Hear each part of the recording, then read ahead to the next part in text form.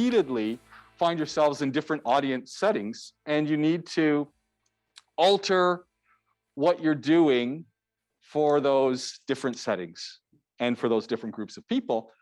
But the way you're delivering things pretty much stays the same. And you want it to sound, your goal in any speaking situation, unless you're told otherwise, and I'll tell you that story again, I was getting phone calls, and so don't do it, is to sound like you, is to sound and to work in a format that you sound approachable, you sound like someone you want to listen to, you sound like you. Not, okay, now I'm gonna, and you get up there and then you do this really rigid kind of speech and you talk and this is how you go and this, that's fine, it works, it's good. It's good. You know what good is at ZU? You know what good is? Good's a C. It's okay. Not unattainable, but you want to be an A. You want an A grade, right? Everyone wants an A. Well, what's an A? An A is something that is above and beyond the expectations of what you're doing in class. If you do everything I ask, that's where you're aiming. That is satisfactory accomplishment of what the professor has asked you to do. You've done it in a decent way. That's a C. No one wants a C. So what you're playing with is the little things. And that's where and then along the way, we talk about how we get there. And don't worry, I don't want to scare you, because all of you can get an A. But it means thinking about how do you do the task that you're doing? How are you organizing things? How are you presenting it? And in my last class, the big challenge that the students faced was they're just talking too fast.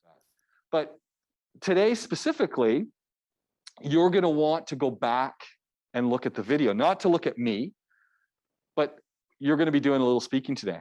And so you're going to want to look at you and listen to you based on what we're doing in the class. Because the one of the things that you're going to notice, and especially as you start practicing and working on it more, the way you think you sound and you hear yourself and you feel yourself doing your talk and the way you're doing the talk can be different. Your perception of it and our perception of it as audiences can be different. So it's very useful to look at that copy to say, oh, that's what I did. Oh, yeah. I see. Oh, yeah. And you're not looking at it because no one likes to look at themselves. No one likes to hear themselves and all that stuff. You don't want to watch a video of yourself. You're not looking at it for hello. You're looking at it to help yourself get better, to help yourself with the betterment as you go on to every product and everything that you're doing next to it. Why is it ringing at 5? What's the alarm for? I was not sure about that. Oh, okay, good. So that's okay. In today's talk that you're going to do, 30 seconds to a minute, right? Nice. First thing, you must stand with your 2 feet not moving about here. You can put your feet together. You can put them a little apart. You can put them really far apart if you want, but you can't move. So your feet are anchored. Oh, that's nice. I just added that. Isn't that nice? I know, I can see it. Oh, that's nice. Second, you also can't use your hands. So your feet are anchored and you're going to put your hand behind your back. You're going to hold your wrist with your other hand, and then you're going to turn back to the class. So now not only are you not using your hands, you're also not moving your feet. Your feet are staying where you are. You're staying in one spot. The only moving you're doing is from the waist and from the head, and of course, your lips as you talk. Pardon me? Oh, I know. It's awesome, isn't it? So there is method to this. Part of the method, and you ladies who are online, you've got to do the same thing. So you're literally put your hands behind you, sit looking at the camera. You're not going to, no chair movement, none of these things. So the reason we're doing this is it's every single thing you do as you're speaking, every single thing you do as you're speaking is part of your speech and becomes part of what your audience is interpreting, what they're looking at, what they're seeing, what they're trying to figure out. How does that fit into what's being said? Everything. So we need to be very aware of our movement, our hands, everything that is going to influence what is coming out of our mouths and how the audience is going to look at it. So I'm taking it all away for the next couple of chats. Yes. So I can't use my hands. No. Okay. No. It's gonna be difficult because I'm always Yeah. And that's exactly why I'm taking them away. Yeah, you can't use your hands because we always talk a lot with our hands. Don't worry, you'll get them back eventually. But hand movements and things are purposeful and they're slow and they're designed in. So again, they're part of that planning process. So I'm taking them away just so you get, A, I want to get you a little bit off center, but B, I also want you to start thinking about how much you use them and how much we move as we're talking, and that becomes yet another piece of that thing. So we want to start thinking about that. And those are two things that really get in the way of great presentations.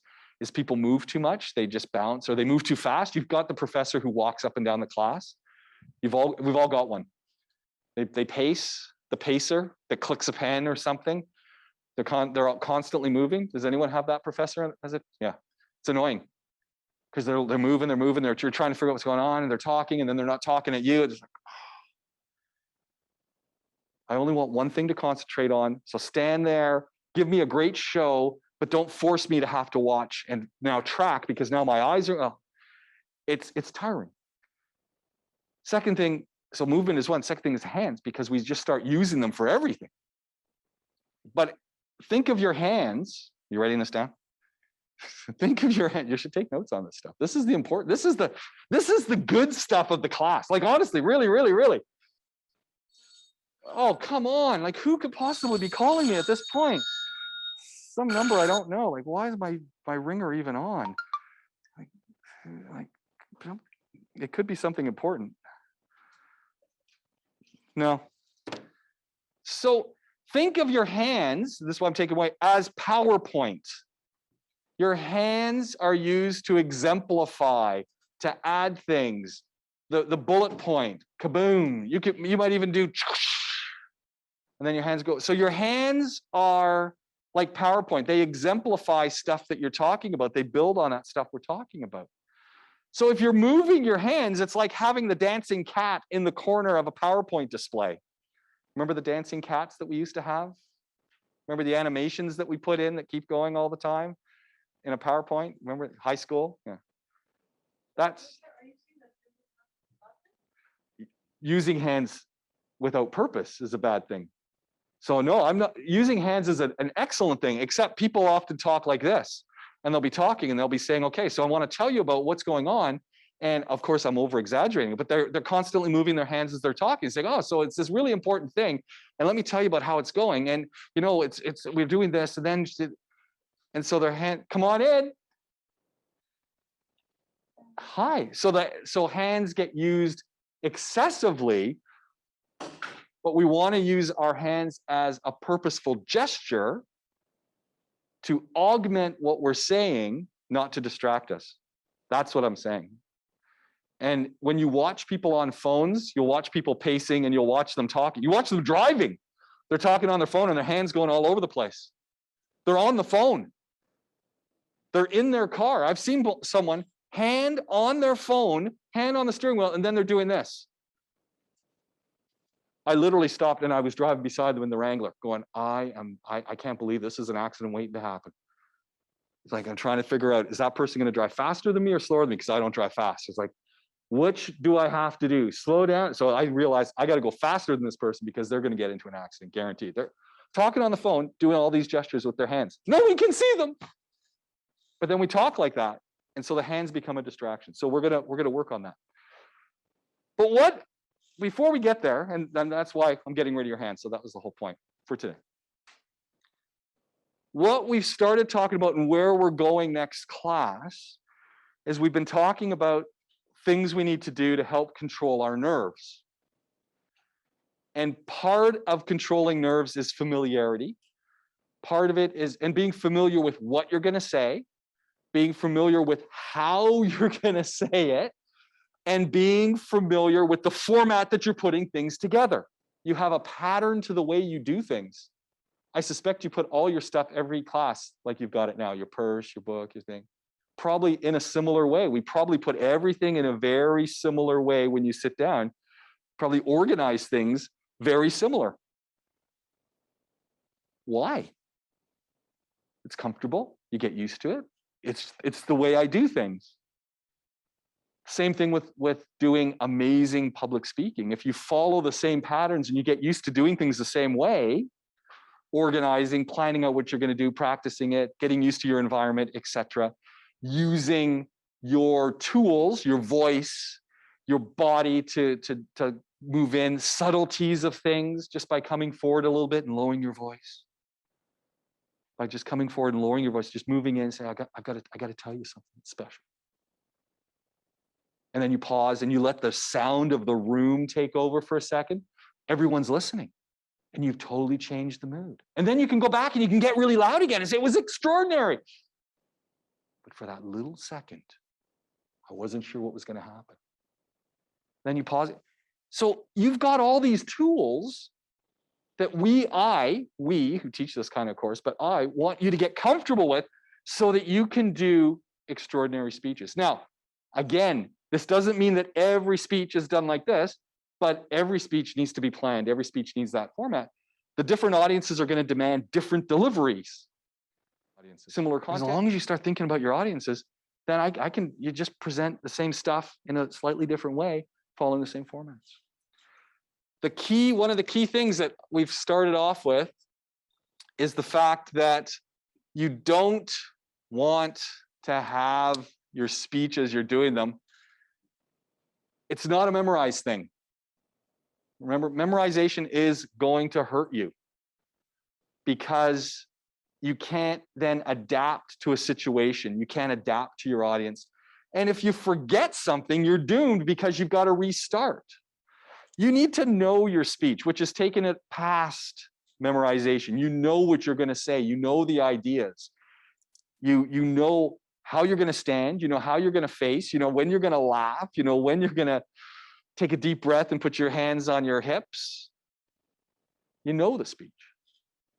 And by knowing that speech and knowing that you have 5 parts, an introduction, a conclusion, and then 3 basic parts in the middle that you're developing things, and you know that every speech works like that, you have familiarity. I know how this is going to go. I know where it's going. I know what I have to do to prepare it.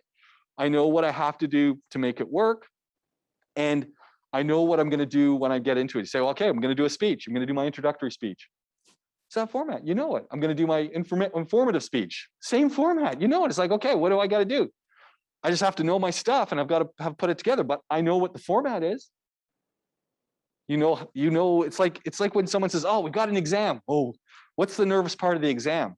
The content or the format that it's going to be in? You're sitting there. It's like, what questions are they going to ask? But you know everything about it. You know, there's no surprise.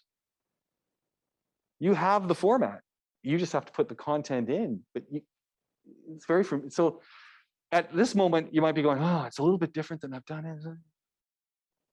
As soon as you start playing with it and it gets me, you go, okay, it's a little different. Oh, okay, it's a little different. And then it's like, okay, yeah, this kind of works. Yeah, I get this. It starts to become more familiar. And again, it makes it easier for every speech you do because then you're familiar with it. So you know what you got to do, a little brainstorming, put the core ideas in an outline together. Now start putting in the words that I'm going to say and how am I going to say them, fill them in. The beauty of this is you can think of it as modules. That's how I do it. And I often start with my conclusion and then move through things. And I might not do all 3 points in the middle at the same time. I might design one and then design another and then design another. And then put it together and see how I'm going to make it fit. So you can mess it all up if you really want to, or you can work linear, start to end. But it's just a bunch of parts. Now, here's the thing. Remember, I constantly say you don't want to memorize, but the introduction and the conclusion of your speech should not really change. What do I mean by that? You kind of want them to be memorized. And I know you're saying, well, now you're contradicting yourself. The core of your speech, you don't want it memorized. You want to know it. The start and the end typically don't deviate.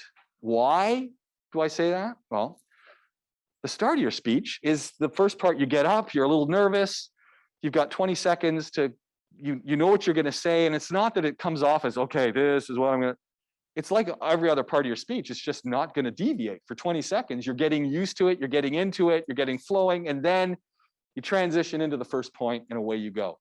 And there might be a change in things. You might have, what often happens for me is I'll be doing my speech and I might have gotten rid of an example, say on point 2. So this part is my relaxer. So the introduction is your relaxer. It's kind of like I'm easing in. I'm getting the flow going. I know this. And then, yep, 20 seconds in, I'm good as gold. Your body just starts to go, yeah, I can do this because you've done it over and over. Okay. So, and you know what you're going to say. So it's not a big deal. These parts, you know them as well. In fact, you know them like the back of your hand, but your audience might laugh a little bit. You might have 2 stories and then you might only use 1.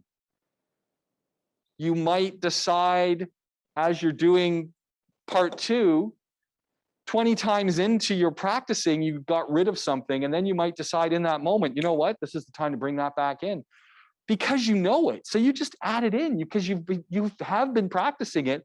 And it's just something that you know that content. The conclusion, though, again, is fixed.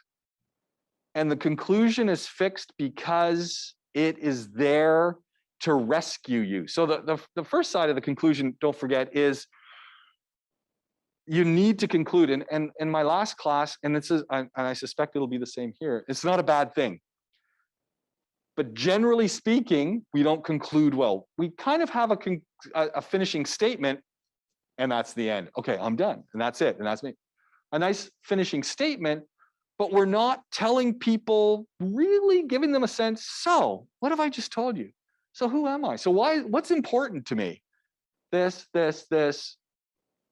No, that's, now you know, right? So now you know, in that sense, would be the finishing statement. So now you know. So people know that you're over. Great. But what's that concluding statement? Sorry, but what's the conclusion? The conclusion in an essay is when you bring it all together. But the conclusion is kind of small, right? It's just a little bit. It's just a little taste of things because the people have been there and they've read it. So it's just to remind them, yeah, this is important. We don't do that very well. And so you know your introduction, it's set, you know your conclusion, because if anything happens, remember, you only have 4 minutes in this case, but in any situation, you're contracted in. If someone invites you to a conference to speak and they say, okay, you got 10 minutes. Well, you've got 10 minutes. You go, yeah, but I got a 20-minute speech. Well, and now you don't, because you only got 10 minutes. So you're doing your speech, you've kind of put it together, okay, what can I get rid of? What can I get rid of? Because you know the topic. So of course you can on the fly get rid of stuff. You can't get rid of stuff if you don't know your topic and you don't know what you're going to say. It's very hard to do a quick edit to then do another presentation. People panic then. But if you know it, you can do that because you say, okay, well, I got to make a change. All right, I can do it. And you have your little outline. You just say, okay, I'm going to talk this. Great. The conclusion saves you because inevitably at some point you're going to have to stop. And in this class in particular, you might find that often I find people might not get through the third part, that third bit. Most of the time by the end you do, but in the beginning with timing or something, maybe you don't get there or whatever. You've only got 4 minutes, so you've got it planned in for a good 30-second conclusion. And you got to say to yourself, all right, once you can't get somewhere, again, it's peace of mind that, well, how am I going to finish this thing? I'm doomed. Time is going too far. I've got to get into my conclusion, but I can't if I've memorized my speech, it's almost impossible to go from anywhere in the speech to the very end. It's almost impossible because that requires fast forwarding the tape of the memorized words that are coming out in a specific order. It's very hard. Memorized speeches are hard to do that with. A known speech, you just stop, you take a breath, and you go, here's the conclusion that does not change. And under any circumstance, it's like, what's my conclusion? You just open up that little file in your head. That was the introduction. The conclusion is, in a sense, memorized. It does not change. And okay, At any point, I can get into that, and that's my rescue. That's my take a breath. I know the 50 words that I'm going to say, and I know I'm going to say them just like I've done because I've practiced it, and I can start that conclusion at any time that I need to. So this whole pattern of really knowing your speech, but having an introduction and a conclusion that are fixed, they're never going to change, is there to help give you that confidence and help you relax and help you know, peace of mind. Okay, I can do this. I can do this.